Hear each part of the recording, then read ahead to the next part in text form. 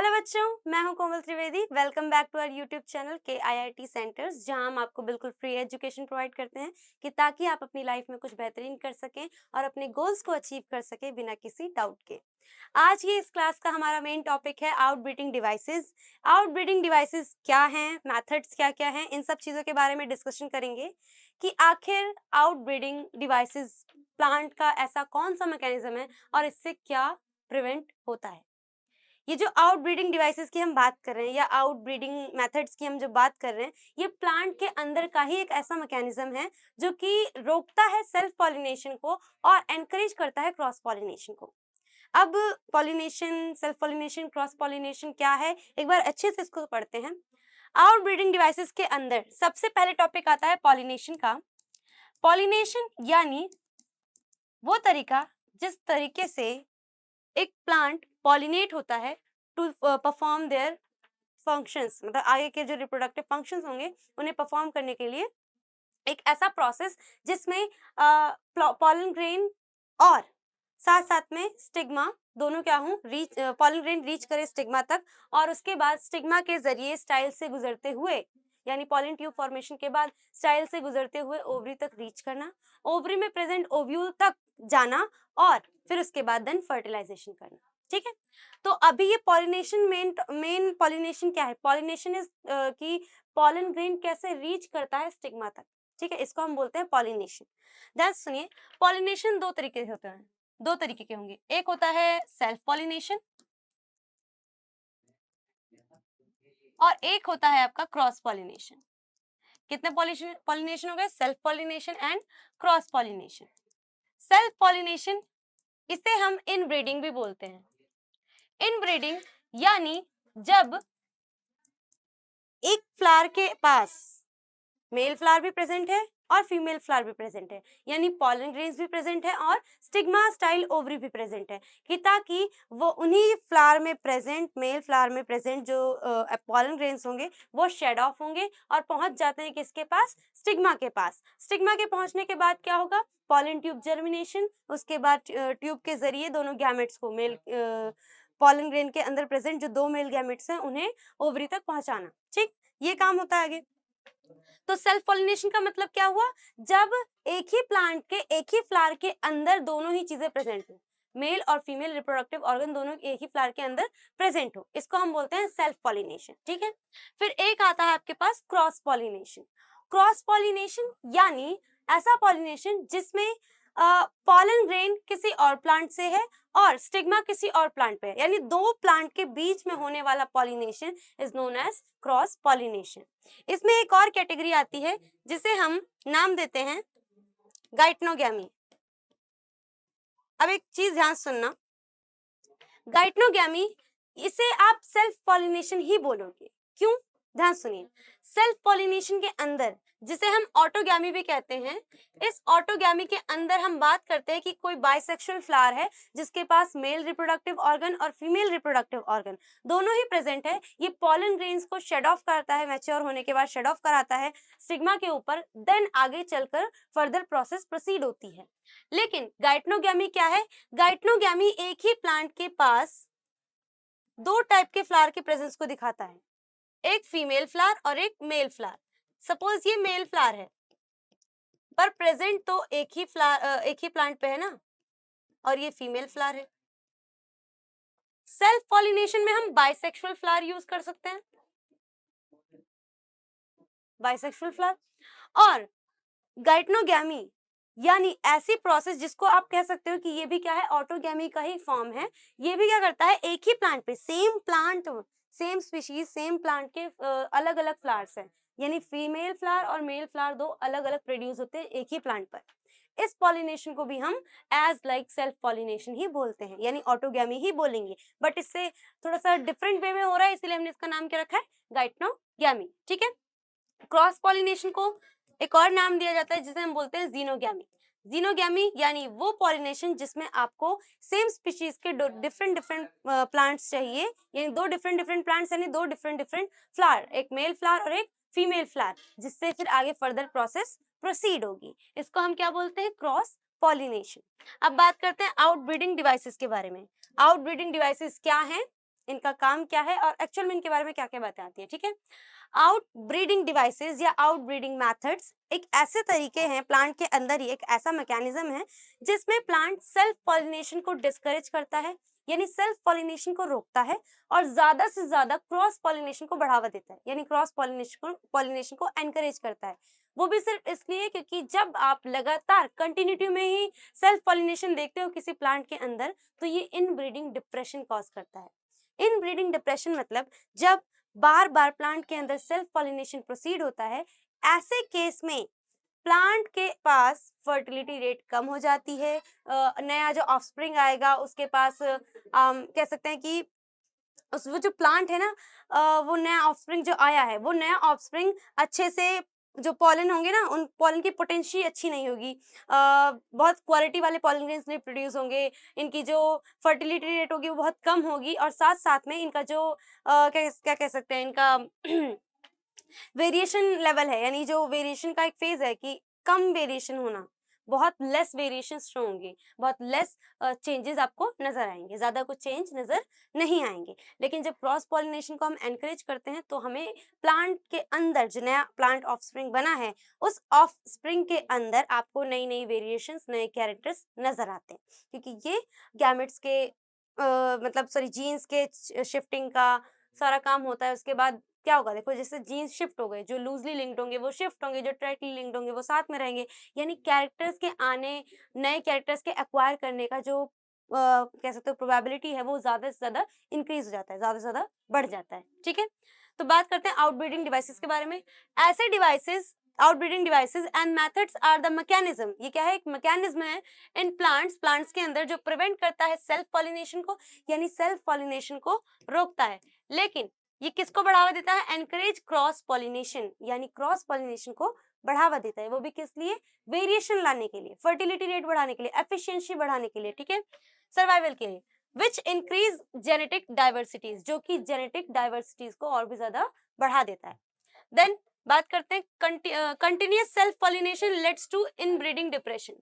Continuously self pollination अगर किसी plant के अंदर प्रोसीड हो रहा है तो वो इनब्रीडिंग डिप्रेशन कॉज करेगा, ऐसा डिप्रेशन कॉज करेगा जिसकी वजह से लेस वेरिएशन आएगी ऑफस्प्रिंग के अंदर, पॉलन ग्रेन्स को प्रोड्यूस करने की पोटेंशियल कम होगी, फर्टिलिटी रेट कम होगा, जिसकी वजह से आगे चलकर जो मतलब उतना इफेक्टिव रिस्पॉन्स नहीं मिलेगा, उतना इफेक्टिव रिजल्ट नहीं मिलेगा in future, okay. But self pollination is necessary to maintain the purity of gene. लेकिन सेल्फ पॉलिनेशन नेसेसरी क्यों है, मेन क्यों है, ज्यादा जरूरी क्यों है, क्योंकि भले ही इससे वेरिएशन कम आ रही है, बट सेल्फ पॉलिनेशन जो पहले वाले जीन्स थे, मतलब पहले से जो जीन्स किसी प्लांट, पेरेंट प्लांट के अंदर हैं, उन जीन्स की प्योरिटी को मेंटेन करने का काम आता है। यानी जैसे जीन्स पेरेंट के अंदर है, वैसे के वैसे प्योरिटी वाले जीन्स किसके अंदर आ जाएंगे, ऑफस्प्रिंग के अंदर आ जाएंगे, या जो नया जनरेशन आया है उसके अंदर आएंगे।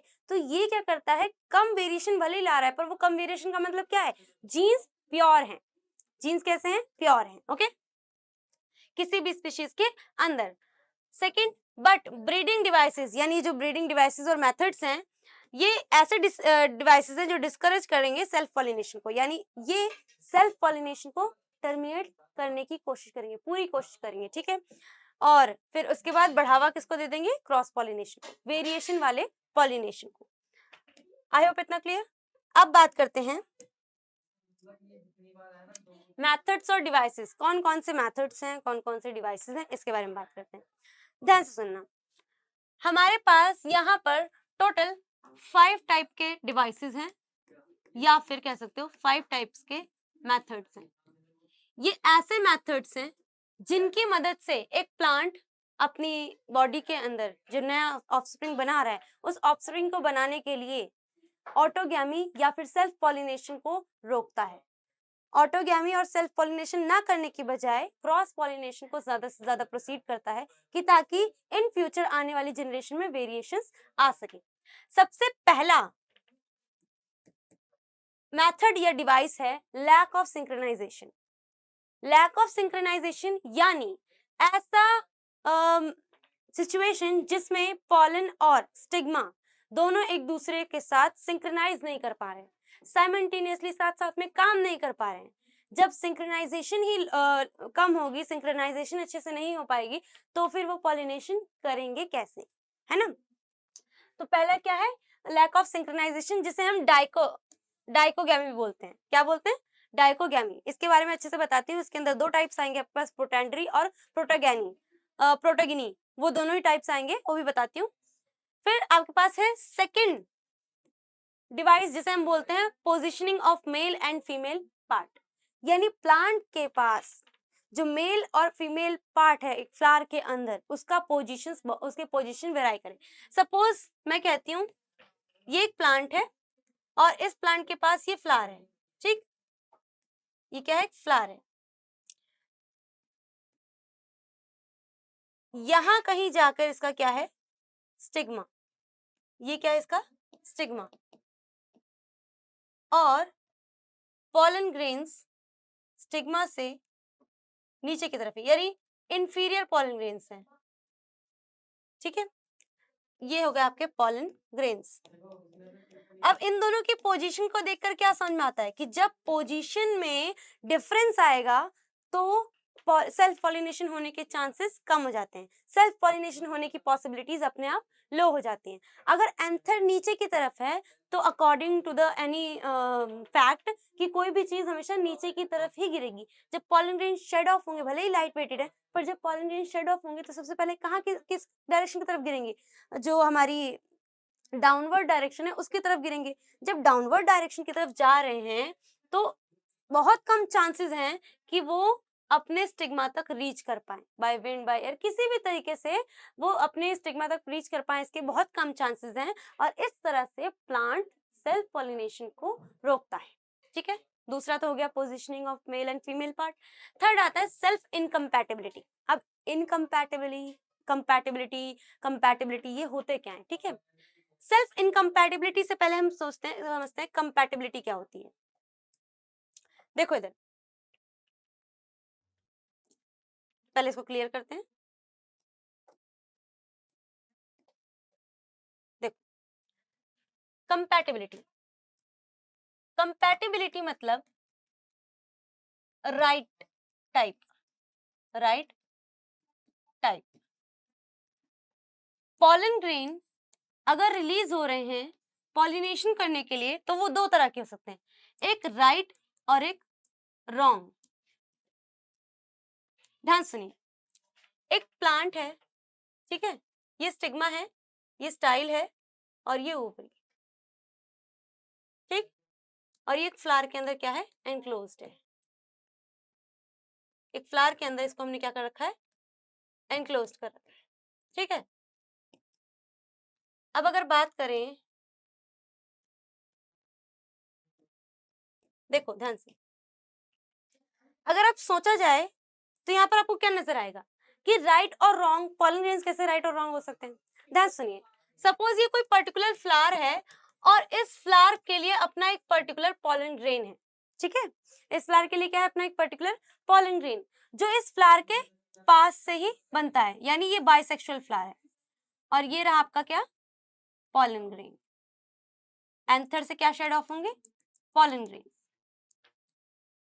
अब बात कहाँ आती है कि अगर इसी फ्लावर के अंदर जो एंड्रोशियम प्रेजेंट है, यानी जो मेल फ्लावर पार्ट प्रेजेंट है, वहीं से जब पॉलन ग्रेन्स रिलीज होते हैं, शेड ऑफ होते हैं, वो रीच करेंगे किस पे, अपने ही फ्लावर के स्टिग्मा पे। किस में रीच करेंगे, स्टिग्मा पे। और देन इस पॉलिनेशन के बाद क्या होगी, ये पॉलिनेशन प्रोसीड हो गई और आगे चलकर पॉलन ट्यूब जर्मिनेशन स्टार्ट होगा, यानी आगे चलकर जो भी इवेंट्स आते हैं वो स्टार्ट होंगे, ठीक। बट ये तो हो गया राइट टाइप, ये तो क्या हो गया, राइट टाइप, जो पर्टिकुलर उसी के लिए, उसी फ्लावर के लिए पॉलन ग्रेन है, उसे आप बोलते हो राइट टाइप। बट आपके पास जो दूसरा पॉलन ग्रेन है ना, ये पॉलन ग्रेन इस स्पीशीज से मतलब नहीं रखता, इस स्पीशीज से मतलब नहीं रखता। अब ये पॉलन ग्रेन अगर जाकर स्टिग्मा पर फर्टिलाइज करने की कोशिश करेगा तो स्टिग्मा इसे एक्सेप्ट नहीं करेगी। सिग्मा इसके लिए कोई इंटरेस्ट शो नहीं करेगी, इसे एक्सेप्ट नहीं करेगी, इसके पॉलन ट्यूब जर्मिनेशन में कोई रोल प्ले नहीं कर पाएगी, नहीं करेगी, एक्सेप्ट ही नहीं करेगी, रिजेक्ट कर देगी। तो उसे आप बोलोगे रॉन्ग टाइप, है ना। ऐसे ही सेल्फ इनकम्पैटिबिलिटी के अंदर देखो, अब जो राइट टाइप होगा उसे आप कंपैटिबल बोलोगे, कंपैटिबल पॉलन ग्रेन। जो रॉन्ग टाइप होगा उसे आप क्या बोलोगे? Incompatible pollen grain, incompatible pollen grain. अब हम पढ़ क्या रहे थे? Self incompatibility. जब स्टिग्मा अपने आप को, ध्यान सुनना, जब स्टिग्मा अपने आप को अपने ही पॉलन ग्रेन्स के अगेंस्ट रॉन्ग बना लेती है, यानी इनकम्पैटिबल बना लेती है, और अपने ही पॉलन ग्रेन्स को एक्सेप्ट नहीं करती है, तो इसे बोलते हैं सेल्फ इनकम्पैटिबिलिटी। और ये हमारा क्या कहलाता है? थर्ड आउटब्रीडिंग डिवाइस या थर्ड आउटब्रीडिंग मेथड। जब स्टिग्मा मैच्योर होने के बाद अपने ही पॉलन ग्रेन्स को एक्सेप्ट नहीं करती है, इनब्रीडिंग डिप्रेशन से बचने के लिए अपने आप को इनकम्पैटिबल बना लेती है, यानी अपने आप को ही रॉन्ग टाइप का बना लेती है अपने पॉलन ग्रेन्स के अगेंस्ट, इसे हम कहते हैं सेल्फ इनकम्पैटिबिलिटी। वो खुद को क्या बना रही है? इनकम्पैटिबल बना रही है, खुद को ऐसा बना रही है जो अपने ही पॉलन ग्रेन्स को एक्सेप्ट ना करे, रिजेक्ट कर दे, जिसकी वजह से इनब्रीडिंग कॉज नहीं होगा और ज्यादा से ज्यादा क्या बढ़ेगा? क्रॉस ब्रीडिंग, यानी क्रॉस पॉलिनेशन। इतना क्लियर? नाउ अब बात करते हैं unisexual flower production. Unisexual flower production मतलब प्लांट के अंदर यूनिसेक्सुअल फ्लावर का प्रोड्यूस होना। यूनिसेक्सुअल फ्लावर मतलब समझते हो? ये जो यूनिसेक्सुअल फ्लावर प्रोडक्शन है ना, ये मेल और फीमेल फ्लावर्स को अलग अलग प्रोड्यूस करेंगे बॉडी के अंदर, और अलग अलग प्रोड्यूस करने पर जरूरी नहीं है, ज्यादा चांसेस भी नहीं है कि हमेशा अपने ही पॉलन ग्रेन्स को एक्सेप्ट करेंगे। जब ऐसी कंडीशन आएगी कि यूनिसेक्सुअल फ्लावर्स ही प्रोड्यूस होंगे, चाहे मेल फ्लावर हो चाहे फीमेल फ्लावर हो, यूनिसेक्सुअल फ्लावर ही प्रोड्यूस होंगे, तो सेल्फ पॉलिनेशन को रोका जाता है। ये प्रिवेंट करता है सेल्फ पॉलिनेशन से, ठीक है। इसमें ऑटोगैमी और जीटनोगैमी दोनों ही गैमीज को प्रोसीड नहीं होने दिया जाता है। जीटनोगैमी यानी एज लाइक ऑटोगैमी, ठीक है। आगे आपके पास क्या बचता है? Unisexual plant production. Unisexual plant production मतलब प्लांट अपने आप को या तो सिर्फ और सिर्फ मेल फ्लावर प्रोडक्शन के लिए बड़ा करेगा, ग्रो करेगा, मैच्योर करेगा, या फिर सिर्फ और सिर्फ फीमेल फ्लावर के लिए मैच्योर करेगा। यानी उस प्लांट के अंदर या तो सिर्फ मेल फ्लावर हो या तो सिर्फ फीमेल फ्लावर, कोई एक सेक्स का फ्लावर हो बस। और फिर जब एक ही काइंड के फ्लावर्स होंगे, यानी सिर्फ मेल फ्लावर्स होंगे या सिर्फ फीमेल फ्लावर्स होंगे, तो क्रॉस पॉलिनेशन ही प्रोसीड होगी। यानी यहाँ पर ऑटोगैमी जीटोगैमी कुछ नहीं होगा, यहाँ पर डायरेक्ट क्या होगा? जीनोगैमी होगा। कौन सी गैमी? जीनोगैमी। और ये इसे मना कर देता है। देखो, यूनिसेक्सुअल फ्लावर प्रोडक्शन में भी ये दोनों मना हो जाते हैं, क्रॉस पॉलिनेशन को बढ़ावा देते हैं, और यूनिसेक्सुअल प्लांट में भी क्या होता है?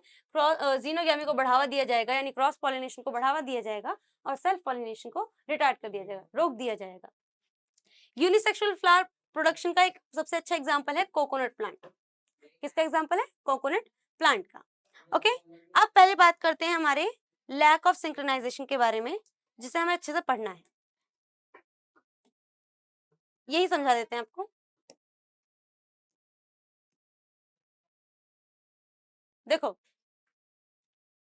क्या बोला मैंने? Lack of synchronisation, lack of synchronisation, जिसे हमने डाइकोगैमी बोला था, डाइकोगैमी, ठीक।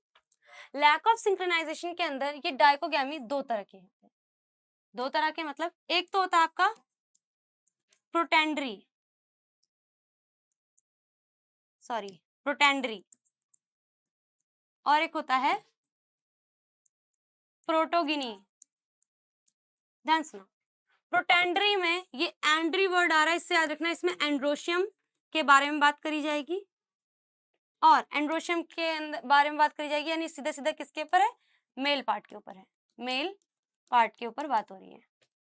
दूसरा प्रोटोगिनी, ये गिनी वर्ड से याद रखना, ये किसके बारे में बात करेगी? गाइनोशियम के बारे में। और गाइनोशियम में क्या प्रेजेंट होता है? स्टिग्मा, जो कि क्या करता है? एक्सेप्ट करता है किसको? गैमेट्स को, यानी सॉरी पॉलन ग्रेन्स को, ठीक है। प्रोटेंडरी के अंदर कंडीशंस ऐसी आती हैं, वेट, प्रोटेंडरी के अंदर कंडीशन कुछ ऐसी आएंगी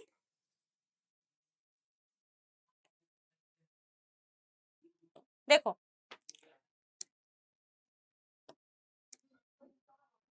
देखो प्रोटेंडर के अंदर क्या होगा, जब पॉलन ग्रेन्स, कौन, पॉलन ग्रेन्स, ये क्या है आपके पॉलन ग्रेन्स हैं, और ये पॉलन ग्रेन्स मैच्योर हो जाते हैं, ठीक है, अर्ली स्टेज मतलब अर्लियर, पहले ही मैच्योर हो जाते हैं, किसके मैच्योर होने से पहले, स्टिग्मा के मैच्योर होने से पहले।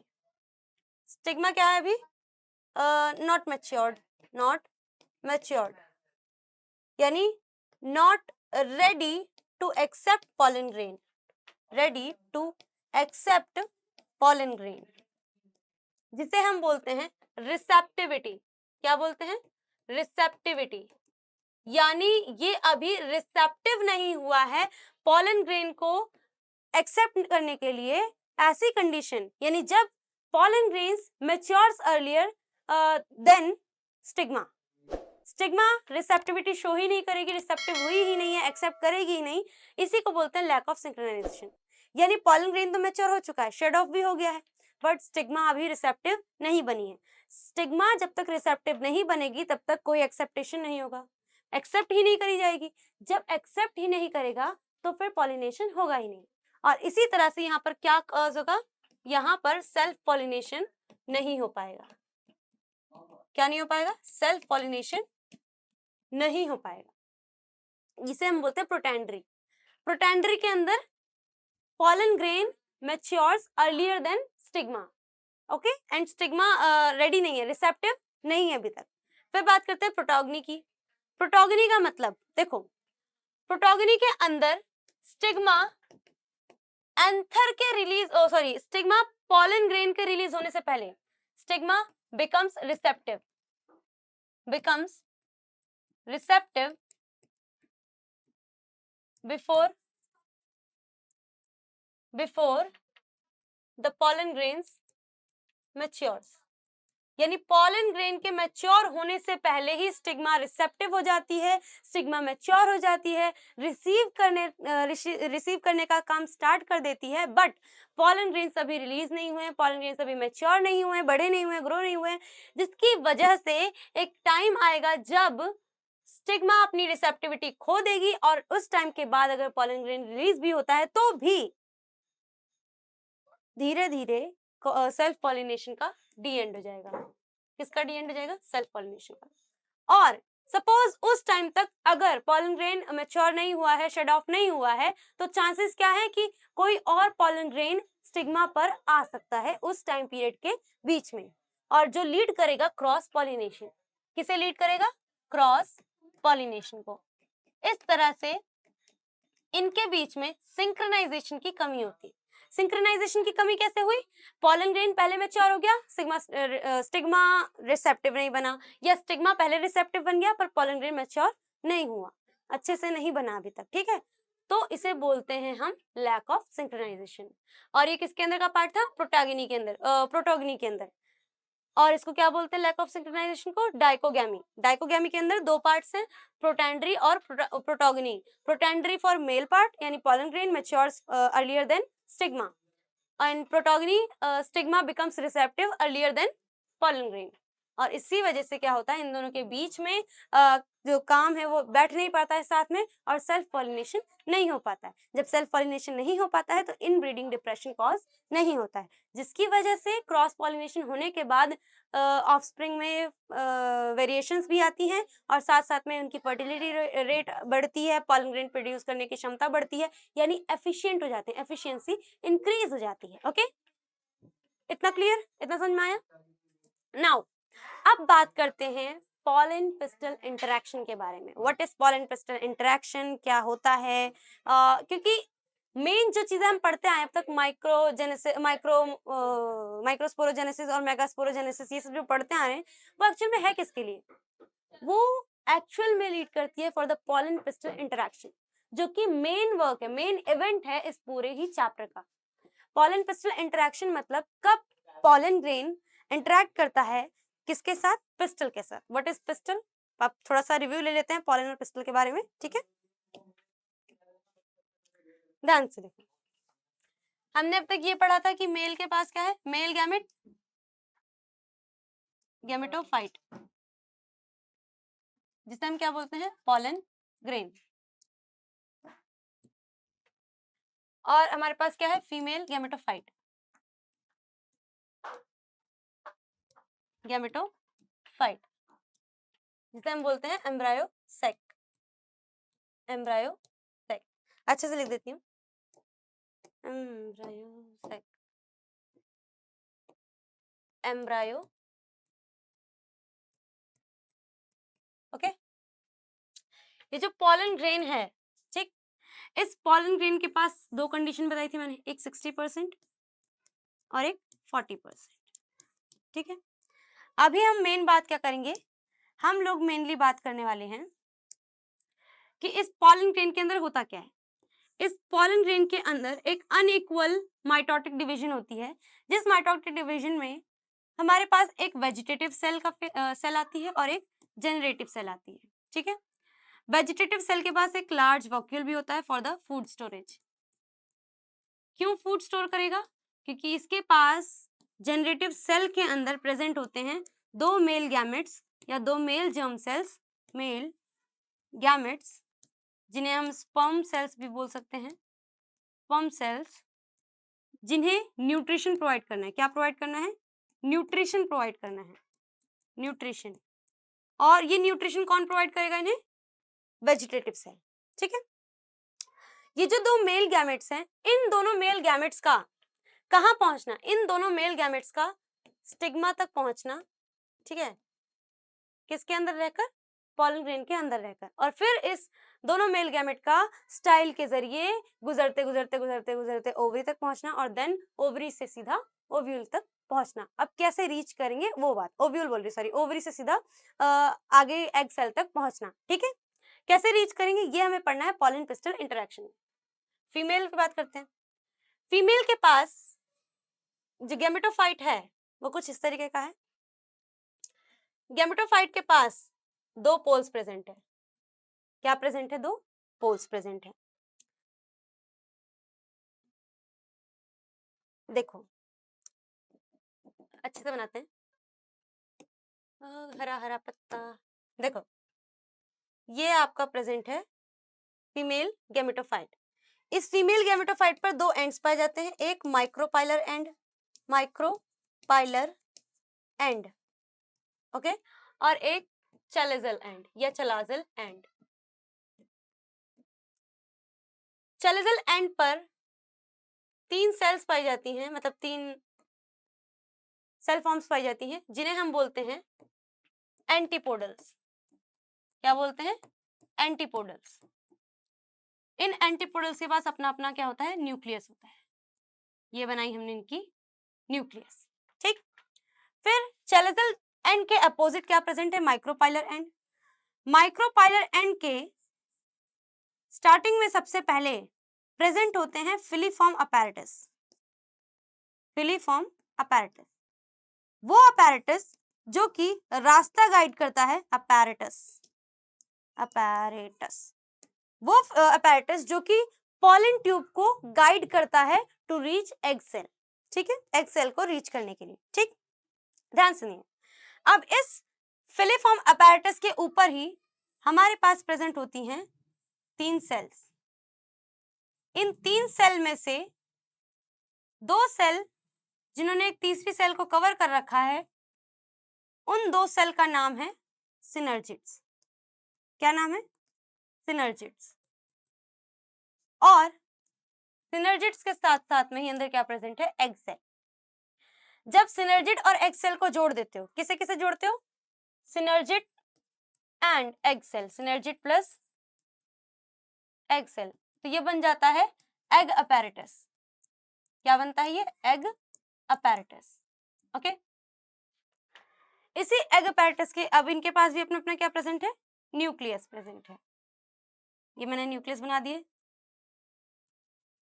इन्हीं के बीच में ये बाकी बची हुई सेल कहलाती है आपकी सेंट्रल सेल। क्या कहलाती है, सेंट्रल सेल। इस सेंट्रल सेल में प्रेजेंट होते हैं दो पोलर न्यूक्लियाई। क्या प्रेजेंट होते हैं, दो पोलर न्यूक्लियाई। कुछ इस तरह से बना दिया जाए इसे। इन्हें हमने क्या बोला? Polar nuclei. अब होगा क्या, ध्यान सुनिए। इन्हीं पोलर न्यूक्लियाई और एग सेल तक रीच करना है किसे? इन दो मेल गैमेट्स को, पॉलन ग्रेन के अंदर प्रेजेंट दो मेल गैमेट्स को।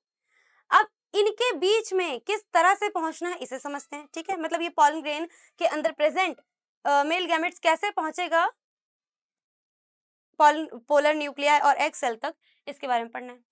देखिए इसको छोटा कर देते हैं, फोटो किसी को लेनी है तो ले लो।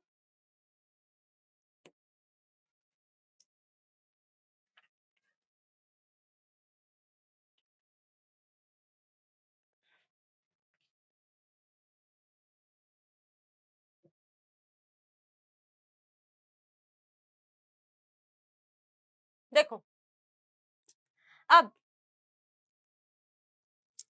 ध्यान से देखिए,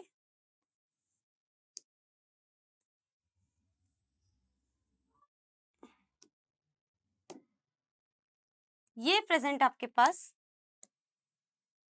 ओवरी, स्टाइल और स्टिग्मा, कुछ पॉट लाइक शेप।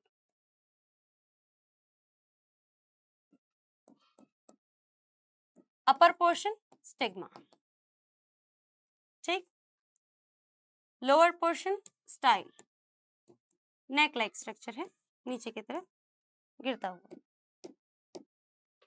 ठीक।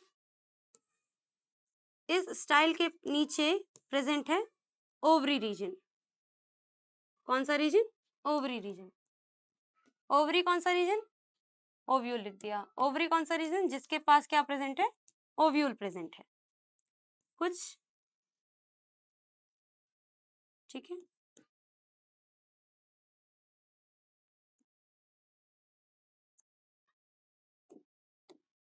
ठीक, इस ओव्यूल में आपको पहले बताया यहाँ पर क्या प्रेजेंट है? Filiform apparatus.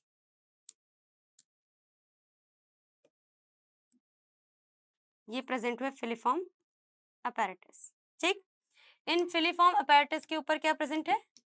इन फिलीफॉर्म अपैरेटस के ऊपर प्रेजेंट है दो सिनर्जिड और एक एग सेल।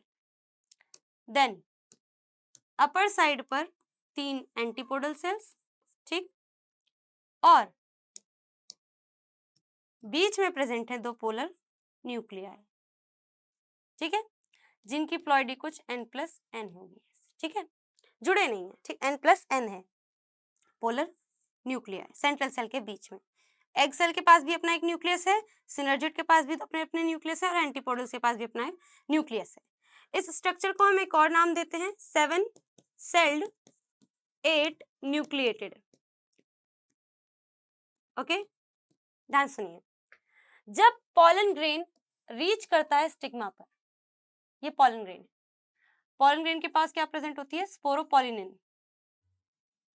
स्पोरोपोलिनिन जो आउटर वाली एक्साइन लेयर को बनाती है, ठीक है। जिस जगह पर स्पोरोपोलिनिन प्रेजेंट नहीं होता उसे हम क्या बोलते हैं? जर्म पोर। इस जर्म पोर से स्टाइल की मदद से पॉलन ट्यूब जर्मिनेशन स्टार्ट होती है। क्या जर्मिनेशन स्टार्ट होती है? पॉलन ट्यूब जर्मिनेशन स्टार्ट होती है। देखिए ये बनी पॉलन ट्यूब। ये पॉलन ट्यूब स्टाइल से होते हुए, कहां से होते हुए? स्टाइल से होते हुए रीच करती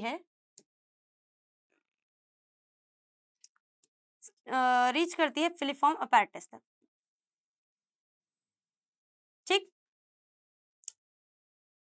अब ध्यान सुनना, जर्म पोर से जो ट्यूब लाइक स्ट्रक्चर निकल रहा है इसको हम क्या बोलते हैं? पॉलन ट्यूब, और इसी प्रोसेस को बोलते हैं पॉलन ट्यूब जर्मिनेशन। ये जो पॉलन ट्यूब है, ये पॉलन ट्यूब अपने साथ साथ कैरी करके लाता है मेल गैमेट्स को, जो कि प्रेजेंट किसमें है? पॉलन ग्रेन्स के अंदर, ठीक है। ये जो 2 मेल गैमेट्स हैं, ये दोनों पॉलन ट्यूब की मदद से कहां तक पहुंचते हैं? ये पहुंचते हैं फिलीफॉर्म अपैरेटस तक। फिलीफॉर्म अपैरेटस इन्हें गाइडेंस देता है कि किधर की तरफ जाना है। ये एक गाइड है जो कि बताएगा कि आपको किस तरफ जाना है, किसको, गैमेट्स को। ये गैमेट्स रीच करते, इनमें से एक गैमेट, सपोज ये गैमेट नंबर 1, ये गैमेट जब फिलीफॉर्म apparatus से गुजरते हुए सिनर्जिड्स के पास जाता है और सिनर्जिड्स से गुजरते हुए एग सेल के पास जाता है। कौन सेल के पास? एग सेल के पास। यानी गैमेट प्लस कौन सा गैमेट? Male gamete.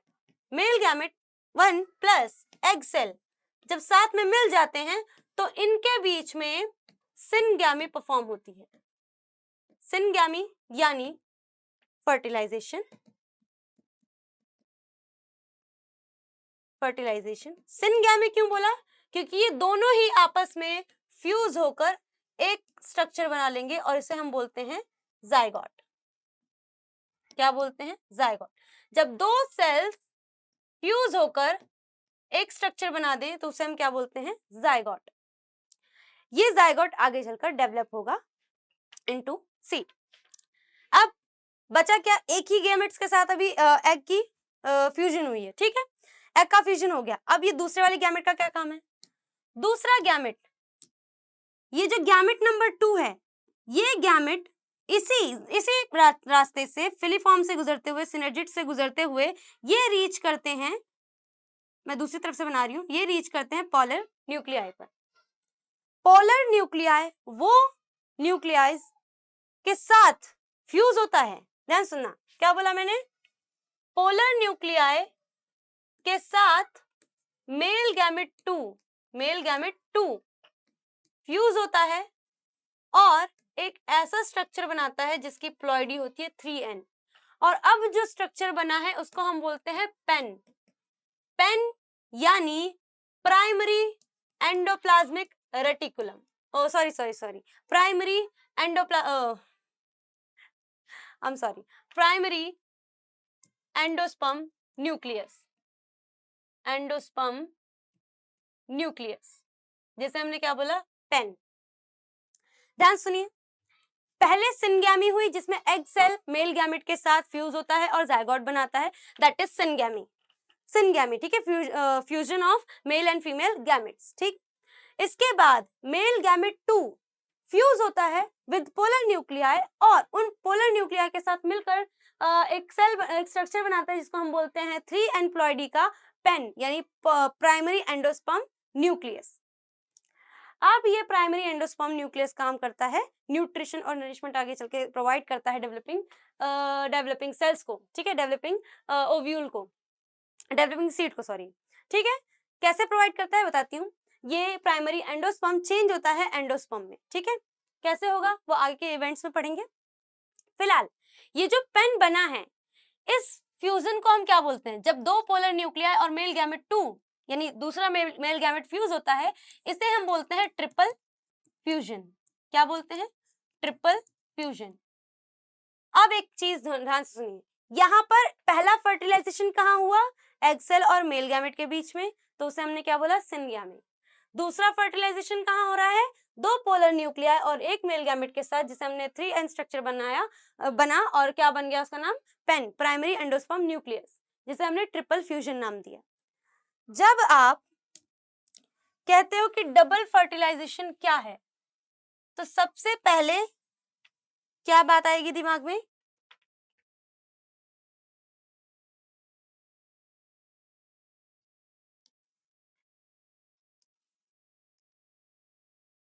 देखिए, यही से एक टॉपिक आता है डबल फर्टिलाइजेशन। डबल फर्टिलाइजेशन, तो डबल फर्टिलाइजेशन का मतलब क्या है? डबल फर्टिलाइजेशन मतलब सिनगैमी के साथ साथ में ट्रिपल फ्यूजन होना। जब दो फर्टिलाइजेशन साथ में प्रोसीड हो रहे हैं उसे ही हम क्या बोलते हैं? Double fertilisation. पहले एग सेल का मेल गैमेट के साथ फर्टिलाइजेशन होना, फ्यूजन होना, जिसे सिनगैमी कहा जा रहा है, ठीक है, जिससे जाइगोट बना। दूसरा ट्रिपल फ्यूजन का होना, जिसमें पोलर न्यूक्लियाई के साथ, दोनों पोलर न्यूक्लियाई के साथ कॉन्फ्यूज हो रहा है दूसरा मेल गैमेट, जिससे 3n स्ट्रक्चर बनता है, जिसे हम बोलते हैं पेन, और पेन का पूरा एक्सपेंडिंग नेम है प्राइमरी एंडोस्पर्म न्यूक्लियस, ठीक है। इतना क्लियर। और ये दोनों जब साथ में हो रहे हैं तो इन्हीं को हम क्या बोलते हैं, डबल फर्टिलाइजेशन। इतना क्लियर, कोई दिक्कत नहीं। अब आगे देखिए, इसी पूरे प्रोसेस को हमने बोला पोलन पिस्टल इंटरैक्शन, ठीक है। अब प्रोसेस में पढ़ भी लेते हैं, ध्यान सुनिए। पोलन ग्रेन्स, इस पूरे के पूरे डायग्राम में आपको क्या दिख रहा है कि एक पोलन ग्रेन स्टिग्मा तक पहुंचता है, ठीक। उस स्टिग्मा तक पहुंचने के बाद इसके पास क्या प्रेजेंट है, 2 मेल गैमेट्स। अब ध्यान से देखिए, स्टिग्मा के ऊपर से मतलब स्टिग्मा के सरफेस से ही पोलन ट्यूब जर्मिनेशन स्टार्ट होती है, ये जर्मिनेट हो रही है। इसी जर्मिनेशन के बाद से ध्यान से देखिए, दोनों मेल गैमेट्स क्या कर रहे हैं, नीचे की तरफ पोलन ट्यूब की मदद से नीचे की तरफ पहुंच रहे हैं, किसके पास, ओव्यूल के पास। किसके पास पहुंच रहे हैं, ओव्यूल के पास। जैसे ये ओव्यूल के पास पहुंचते हैं, सबसे पहले मेल गैमेट एग सेल के साथ फर्टिलाइज करता है, जिसे हम क्या बोलते हैं, सिनगैमी। सिनगैमी प्रोसीड हो गई, यानी पहली फर्टिलाइजेशन तो यही हो गई। उसके बाद दूसरा मेल गैमेट पोलर न्यूक्लियर के साथ फ्यूजन करता है, जिसे हम बोलते हैं ट्रिपल फ्यूजन।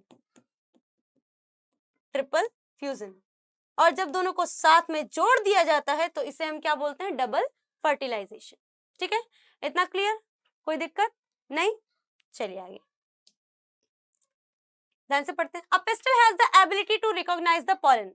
एक पिस्टल के पास एबिलिटी है टू रिकॉग्नाइज द पॉलन। कैसा पॉलन, वो कंपैटिबल है या नहीं, यानी वो मेरे लिए पॉलन ग्रेन्स जो आया है वो राइट टाइप का है या रॉन्ग टाइप का है, कंपैटिबल है या इनकम्पैटिबल है। इसको पता करने की अच्छी खासी एबिलिटी किसके पास है, पिस्टल के पास है। पिस्टल यानी जो फीमेल रिप्रोडक्टिव पार्ट है, ठीक है।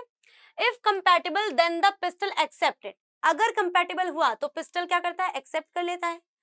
Pollen grains germinate on stigma. Pollen grains stigma के ऊपर जर्मिनेट होते हैं टू जनरेट पॉलन ट्यूब। क्या जर्मिनेट करने के लिए, पॉलन ट्यूब की जर्मिनेशन को स्टार्ट करने के लिए। The contents of the pollen grains, 1 vegetative cell and 2 male gametes are moved into the pollen tube. जो हमने मेल गैमेट की बात करी, वो मेल गैमेट के साथ साथ में 1 vegetative cell and 2 male gametes are moved into the pollen tube. Pollen tube के अंदर मूव करते हैं and pollen tube go through the tissue of stigma and style. Pollen tube किस किस के टिश्यूज के साथ टिश्यूज से होते हुए गुजर रहा है, स्टिग्मा और स्टाइल के टिश्यू से ही होते हुए गुजरता है। By secreting enzymes and enters into the ovule. वो भी क्या सिक्रेट करते करते, एंजाइम सिक्रीट करते हुए वो एंटर करता है ओव्यूल के अंदर। After entering the ovule through the micropylar and, यानी ओव्यूल के अंदर एंट्री उसे कहां से मिलेगी, कौन से एंड से, माइक्रोपाइलर एंड पर। It enters one of the synergids, और कहां पर चला जाता है, एक सिनर्जिड के पास, वन ऑफ द सिनर्जिड के पास चला जाता है थ्रू द फिलीफॉर्म अपैरेटस। वो भी किसकी मदद से, फिलीफॉर्म की मदद से। फिलीफॉर्म अपैरेटस क्या करता है, गाइडेंस प्रोवाइड करता है कि पॉलन ट्यूब को कि ये जो पॉलन ट्यूब है उसे कहां से कहां जाना है, मतलब किसके पास रीच करना है, सिनर्जिड के पास रीच करना है। फिर मेल गैमेट्स होंगे वो रिलीज कर दिए जाएंगे और इन्हीं गैमेट्स का देन फ्यूजन स्टार्ट होगा। Filiform apparatus that guides the entry of pollen tube, जो pollen tube की एंट्री को गाइड करता है। All these events, that is detection of compatible pollen grains, ये सारे के सारे जितने भी इवेंट्स हैं जो जैसे कि डिटेक्शन ऑफ पॉलन ग्रेन, यानी पॉलन ग्रेन की पहचान करना सही है या गलत, पॉलन ट्यूब का जर्मिनेशन करना, etcetera, are known as pollen pistil interaction. इन्हीं सभी इवेंट्स को हम क्या बोलते हैं, pollen pistil interaction, that is necessary for the germination, for the ovule formation. ध्यान से देखिए, अब हम समझ लेते हैं कि development of zygote into embryo. अब जाइगोट से एम्ब्रायो में डेवलपमेंट कैसे होगा, इसके कुछ स्टेजेस आते हैं। बुक में आपको बहुत अच्छा डायग्राम दे रखा है यही वाला, ध्यान सुनना। अभी हमारे पास ये जो स्ट्रक्चर हम देख रहे हैं, ठीक है, इस स्ट्रक्चर के अकॉर्डिंग आपको क्या दिखाई दे रहा है, इस स्ट्रक्चर के अकॉर्डिंग आप लोग ये देख रहे हैं, ये उल्टा बना हुआ है, ध्यान सुना, ये उल्टा बना हुआ है। एक चीज ध्यान सुनो, जाइगोट कहाँ बन रहा है, इस साइड पर, यानी ये कौन सा एंड है, माइक्रोपाइलर एंड। माइक्रो की स्पेलिंग गलत हो गई, माइक्रोपाइलर एंड। और नीचे कौन सा एंड होगा, अगर उल्टा कर दिया जाए तो चलाजल एंड। जैसे जाइगोट की फॉर्मेशन होती है, ध्यान सुनो, जब एग सेल मेल गैमेट के साथ मिल जाता है और जाइगोट की फॉर्मेशन होती है, तो बाकी के दो जो सिनर्जिड्स बचते हैं, ये सिनर्जिड्स धीरे धीरे डीजेनरेट होने शुरू हो जाते हैं। क्या होने लगते हैं? डीजेनरेट होने लगते हैं। डीजेनरेट होते हैं तो मतलब डीजेनरेशन से हट जाएंगे, डीजेनरेट होते होते हट जाएंगे। बीच में पोलर न्यूक्लियाई के साथ जो मेल गैमेट पोलर न्यूक्लियाई के साथ जो मेल गैमेट फ्यूज हुआ था, उसके बाद क्या बना था? पेन स्ट्रक्चर यानी प्राइमरी एंडोस्पर्म न्यूक्लियस स्ट्रक्चर बना था। अब वही का वही यहाँ पर प्रेजेंट होगा और नीचे की तरफ आपके पास क्या प्रेजेंट है? चलेजल एंड पर 3 एंटीपोडल्स। ये तीनों एंटीपोडल्स भी धीरे धीरे क्या हो जाएंगे? डीजेनरेट हो जाएंगे। सिर्फ और सिर्फ क्या बचेगा? जाइगोट और PEN structure, zygote and PEN structure. अब ध्यान से सुनिए, अब आपके पास ये क्या बचता है? जाइगोट बचता है। अब जाइगोट की डेवलपमेंट कैसी होती है? अगर मैं डेवलपमेंट की बात करूं तो अगर जाइगोट की डेवलपमेंट कैसी होती है, इसको कट कर देते हैं। जाइगोट की डेवलपमेंट कैसी होती है? सपोज ये जाइगोट बना, ठीक है, जाइगोट बना, ठीक है, ये जाइगोट अभी फ्यूज्ड स्ट्रक्चर है। इसके बाद इसी एक सेल के अंदर क्या बनेंगे? 2 सेल्स बनेंगी, फिर 2 से कितनी सेल्स बनेंगी? फिर 4 सेल्स बनेंगी, 4 से 8 सेल्स बनेंगी, है ना, 8 सेल्स बनेंगी। इन्हीं 8 से फिर 16 सेल्स बनेंगी, मतलब सो ऑन सेल्स बनती जाएंगी। और इसी स्टेज को हम क्या बोलते हैं? मोरुला स्टेज, मोरुला का स्टेज। देन आता है आपके पास ब्लास्टोसिस्ट का स्टेज, ब्लास्टोसिस्ट का स्टेज, ठीक है, मतलब कि डेवलपमेंट आगे बढ़ती जाती है, बढ़ती जाती है, बढ़ती जाती है और धीरे धीरे करके मास ऑफ सेल प्रोड्यूस होने लगती हैं सेल किसी भी सेल को बनाने के लिए। अब ध्यान सुनिए, और जाइगोट बनने के बाद इसका कुछ एम्ब्रायो कैसा बन जाता है? ग्लोब्यूलर शेप का, और इसी को हम बोलते हैं ग्लोब्यूलर एम्ब्रायो। देखो ये धीरे धीरे धीरे धीरे डेवलपमेंट होती जा रही है, फिर डेवलपमेंट से यहाँ पे ढेर सारी सेल बन गई, ठीक है। अगेन ये सेल, क्योंकि प्लांट की बात हो रही है, फिर यही जो नीचे का आपका हेड पोर्शन है, वही हेड पोर्शन चेंज होने लगता है हार्ट शेप में। हार्ट शेप में चेंज होने के बाद ये जो 2 आर्म्स जैसे निकल रहे हैं ना हार्ट्स के, यही आर्म्स कॉटिलिडन में चेंज जाते हैं। इन्हीं को हम किस में चेंज देखते हैं? कॉटिलिडन्स में। और ये किसके बारे में बात कर रहे हैं हम लोग? Into development of the zygote into dicot plant. Dicot क्यों बोला? क्योंकि यहाँ पर कितने कॉटिलिडन्स है? 2 कॉटिलिडन्स है, ठीक है। तो यहाँ पे कॉटिलिडन बनते हैं। कॉटिलिडन से ऊपर की तरफ क्या प्रेजेंट है? रेडिकल पोर्शन, और कॉटिलिडन के नीचे की साइड पर क्या प्रेजेंट है? प्ल्यूमल पोर्शन, ठीक है। अब एक और चीज, रेडिकल कॉटिलिडन से जिस पोर्शन से जुड़ा हुआ उसे हम क्या बोलते हैं? सस्पेंसर। इतना क्लियर? कोई दिक्कत नहीं? चलिए अब बात करते हैं हम लोग आर्टिफिशियल हाइब्रिडाइजेशन की। ओके, आई होप इतना क्लियर हो गया। कोई डाउट होगा तो कमेंट सेक्शन में जरूर बताएं।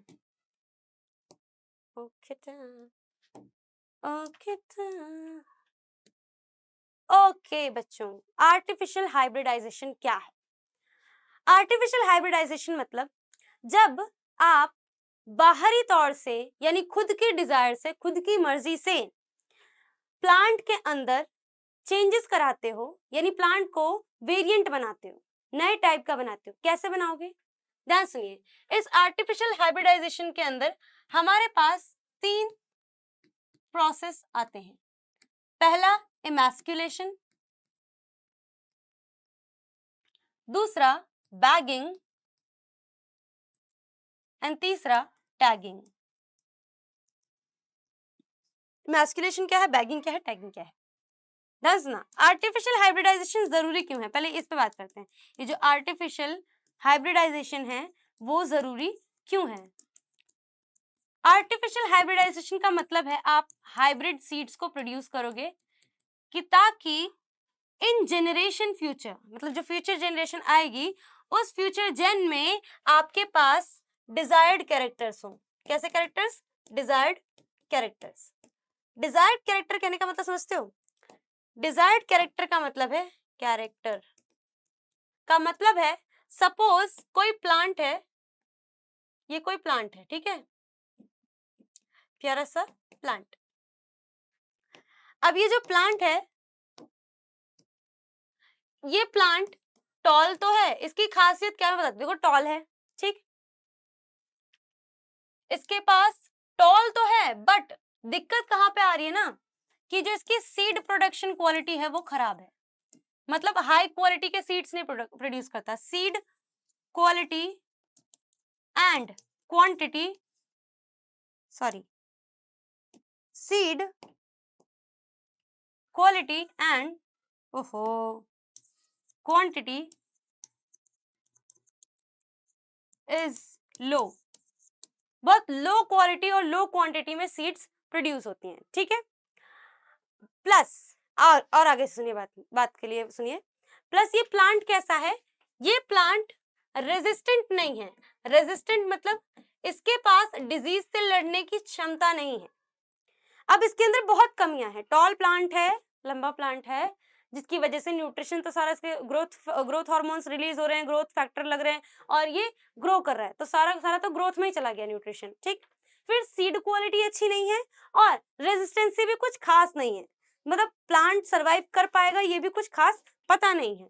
बट आपको क्या चाहिए, ऐसा पौधा चाहिए, ऐसे बीज चाहिए कि जिसको बोने के बाद जो प्लांट बने, सीड को बोने के बाद, ठीक है, जो प्लांट बने उस प्लांट में रेजिस्टेंसी भी हो, मतलब कि अच्छा खासा सरवाइव कर सके ड्रॉट कंडीशन को या कोई से भी कंडीशन को, प्लस साथ साथ में सीड क्वालिटी भी अच्छी हो, कि क्वालिटी भी अच्छी खासी मिल जाए, प्लस सीड क्वांटिटी भी अच्छी हो, नंबर भी, मतलब ज्यादा अमाउंट में पैदा हो, पैदावार ज्यादा हो, उसके साथ साथ इसकी टॉल हाइट ना हो, क्या ना हो, टॉल हाइट ना हो, नो टॉल हाइट, मीडियम या शॉर्ट हाइटेड, ठीक, इतनी क्वालिटीज चाहिए। अब आपको क्या करना है, इसमें अंदर आपको थोड़ी सी म्यूटेशन करना, म्यूटेशन नहीं मतलब थोड़ा सा इंजीनियरिंग करना पड़ेगा, काइंड ऑफ इंजीनियरिंग। कैसे? इसके लिए आप तरीके अपनाओगे इमैस्कुलेशन, बैगिंग एंड टैगिंग। ध्यान सुनिए,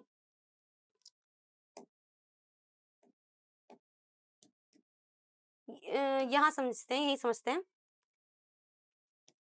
ध्यान सुनिए, ओके, ध्यान सुनिए। अब मैं बोलती हूँ कि मुझे क्या चाहिए, डिजायर्ड प्लांट चाहिए जिसके पास डिजायर्ड कैरेक्टर्स हैं। डिजायर्ड कैरेक्टर्स के लिए सपोज ये एक प्लांट था, ठीक है, और ये यहाँ पर इसके पास बाइसेक्सुअल फ्लावर है। कौन से फ्लावर है? Bisexual flower. काला फ्लावर अच्छा नहीं लग रहा है, थोड़ा कलर चेंज करते हैं।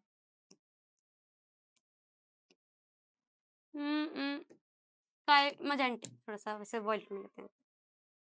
ये फ्लावर है, ठीक है, ओहो, ठीक है, ये रहा फ्लावर, ठीक। अब इस फ्लावर में मैंने बोला कि ये कैसा फ्लावर है, बाइसेक्सुअल फ्लावर है, ओके। तो बाइसेक्सुअल फ्लावर है, इसका मतलब ये आपका हो गया थैलेमस, ये मैंने बना दिया अच्छा खासा फ्लावर, ठीक। ये फ्लावर कैसा है, बाइसेक्सुअल, यानी ऐसा फ्लावर जिसके पास क्या क्या प्रेजेंट है, androecium and gynoecium, and gynoecium, gynoecium, ठीक है। अब बना लेते हैं पहले एंड्रोशियम। ये गया आपके पास इसका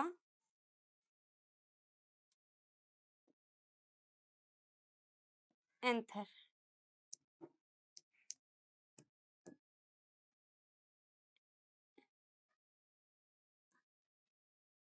ये क्या प्रेजेंट है, एंथर, ठीक। अब बनाते हैं इसका हम स्टिग्मा। स्टिग्मा कुछ इससे बनाते हैं, ठीक है, ज्यादा अच्छा लगेगा। ये मैंने बनाया इसका, ये हो गया आपका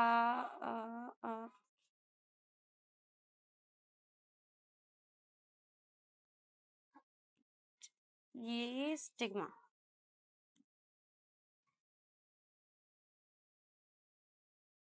ठीक, मेंशन कर लेते हैं। ये क्या था? एंथर, जिसमें से क्या रिलीज होंगे? Pollen grains. ये क्या है? स्टिग्मा, जो कि कैसा है? रिसेप्टिव, यानी ready to accept pollen grain. अब ध्यान सुनिए,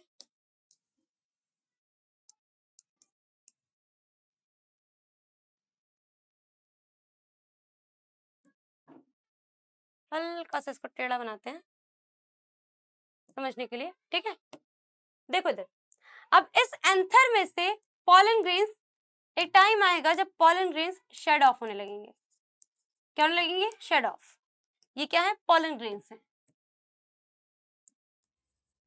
ये पॉलन ग्रेन्स शेड ऑफ होने लगेंगे। लेकिन मुझे तो सेल्फ पॉलिनेशन बचाना है, क्यों? क्योंकि मुझे इसके अंदर वेरिएशन लानी है, यानी मुझे सेल्फ पॉलिनेशन को रोकना पड़ेगा, बट मेरे तरीके से। तो मैं सेल्फ पॉलिनेशन को रोकने के लिए पॉलिथीन की शीट लेती हूं, बैग लेती हूं और इस स्टिग्मा को कवर कर देती हूं, ठीक है।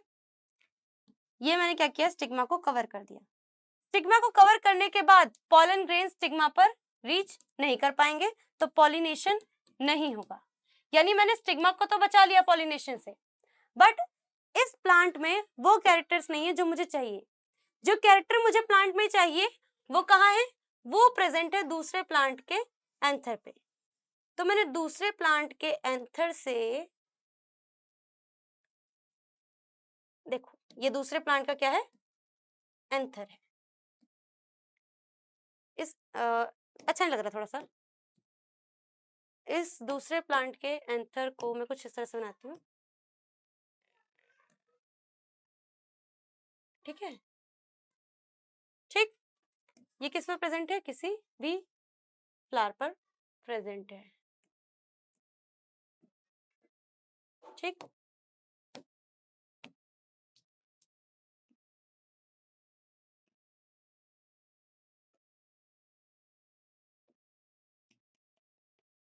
और इसके पास इसका ये रहा स्टिग्मा। बट मुझे ये डिजायर्ड एंथर चाहिए दूसरे वाले प्लांट के लिए। मैं क्या करती हूँ? फोर्सेप्स की मदद से, किसकी मदद से? फोर्सेप्स की मदद से। फोर्सेप्स इस तरह की सिजर्स होती हैं, ठीक है। इन फोर्सेप्स की मदद से कट करती हूँ, cut the anther with the help of forceps is known as emasculation. जब मैं एंथर को, डिजायर्ड एंथर को कट करती हूँ फोर्सेप की मदद से, तो इस कटिंग को हम बोलते हैं इमैस्कुलेशन। यानी डिजायर्ड एंथर को कलेक्ट करने के प्रोसेस को क्या बोलोगे आप? इमैस्कुलेशन, ठीक। तो ये था इमैस्कुलेशन। आपने इस एंथर को रखा, इस पॉलन ग्रेन को लिया और इस पॉलन ग्रेन को क्या किया? अपने पास ले आए, और जब तक सपोज अगर मान लो रिसेप्टिव नहीं था या रिसेप्टिव है, तब भी थोड़े दिनों बाद के लिए आप वेट करोगे, इस पॉलन ग्रेन को स्टोर रखोगे। पॉलन ग्रेन को स्टोर करने का तरीका क्या है? क्रायोस प्रिजर्वेशन बता चुकी हूँ, लिक्विड नाइट्रोजन के अंदर इसको रखना है, ठीक है, चिल्ड लिक्विड नाइट्रोजन के अंदर, ठीक है, टेम्परेचर डाउन होना चाहिए। अब पॉलन ग्रेन का टाइम आता है कि इस पॉलन ग्रेन को शेड ऑफ किया जाए, किसके ऊपर? इस डिजायर्ड स्टिग्मा के ऊपर, यानी डिजायर्ड प्लांट के ऊपर। एक ऐसा टाइम आएगा जब आप उस पॉलन ग्रेन को इस स्टिग्मा के ऊपर रब करते हो, क्यों? जिससे इसके पॉलन ग्रेन्स रिलीज हो जाते हैं स्टिग्मा के ऊपर, कंपैटिबल टाइप का पॉलन ग्रेन, और स्टिग्मा क्या कर लेता है? इसे एक्सेप्ट करता है, और उसके बाद दोबारा इसको आप क्या करते हो? बैक करते हो। पहले बैग को खोला था ना, अब दोबारा इसको बैक कर दिया, और इस प्रोसेस को हम बोलते हैं रीबैगिंग। क्या बोलते हैं? रीबैगिंग। फिर इस पर एक नाम लगाना कि इसका नाम क्या है, लोकल नेम क्या है, उसका साइंटिफिक नेम क्या है, और किस चीज़ का प्लांट है, मतलब इसके बारे में थोड़ी-थोड़ी चीज़ें, जो भी इसके बारे में डिटेल फॉर्म है कि कब लगाया गया, कब इसके बारे में क्या-क्या मॉडिफिकेशन कब हुई है, वो सब लिख दोगे, यानी एक टैग इसके ऊपर अटैच करोगे, टैग अटैच करोगे, उस चीज़ को हम बोलते हैं टैगिंग, ठीक है? यानी इमैस्कुलेशन में डिजायर्ड एंथर को कट करना, और कट करने से पहले डिजायर्ड स्टिग्मा को बैग कर देना, कि ताकि पैक कर दो, कोई और पॉलिनेशन ना हो पाए, ठीक?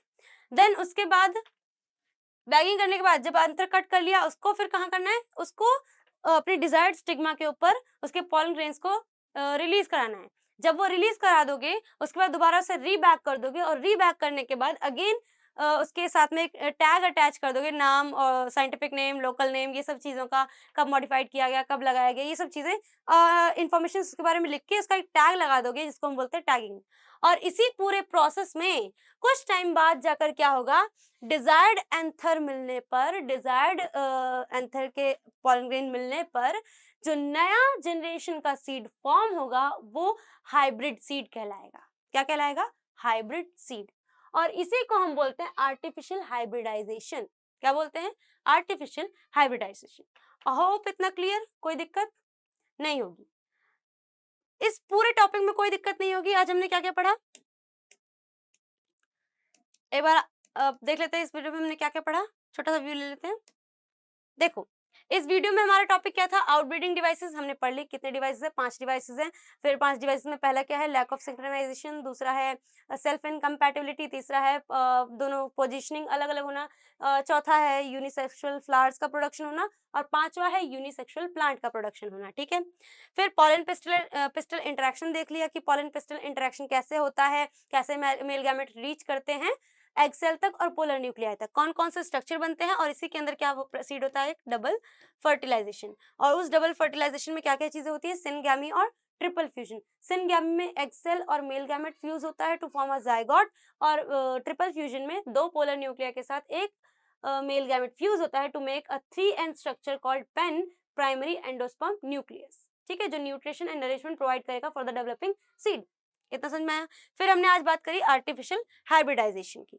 आर्टिफिशियल हाइब्रिडाइजेशन यानी वो तरीका जिसकी मदद से हम लोग हाइब्रिड सीड्स को बनाते हैं, हाइब्रिड सीड्स का प्रोडक्शन कराते हैं, ठीक है।